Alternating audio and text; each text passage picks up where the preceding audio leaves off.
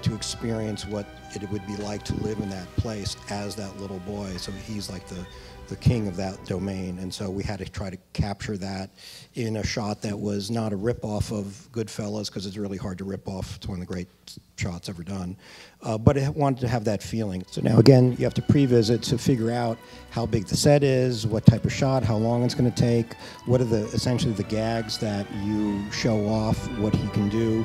Kind of a kid thing is to slide down the ladder, another kid thing is to be able to slide down the coal chute. All those various things. And again, once you figure out the creative portion of the shot, what is it you want it to do, then you have to figure out actually how to pull it off, and that's the hard part. We wanted to do something, Marty wanted to do something a specific that would be kid-like, and so we came up with a coal chute, and then when we shot it in 3D, it's a huge camera, because it's actually two cameras with a piece of glass in the middle. It's called a beam splitter. It's a big piece of glass that allow the camera shooting down to be at the same level as the camera shooting this way. So it's huge, and it can't really move anywhere. But I still wanted to do the shot, and I sort of now, you know, again, put myself out on a limb and said, we can do it, and now I have to figure out how to do it. So we were talking about it, and I said, well, what if we built the thing that revolved, and the camera, all it has to do is just basically ride down this sort of corkscrew, and then it just has to move opposite of the kid sliding, and you just have to do it kind of precisely. We can do that, can't we?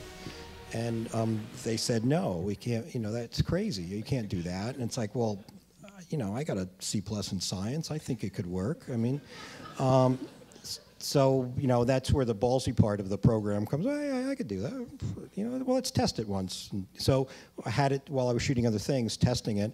And what I discovered is the guy who built it wanted to do all mechanical and have a, you know, motor and all that stuff. It's, I think we need like 4 guys that push it based on how the kid's sliding down the thing, and if we wax the thing, it's going to go faster. They have to go faster, and if he catches on it, he goes slower. And so ultimately, we ripped out all the mechanics and had these 4 guys. They would watch the monitor and see how he's going and go accordingly, and then the camera would go tilt down accordingly to that. So it became kind of live. You know, it became a real thing.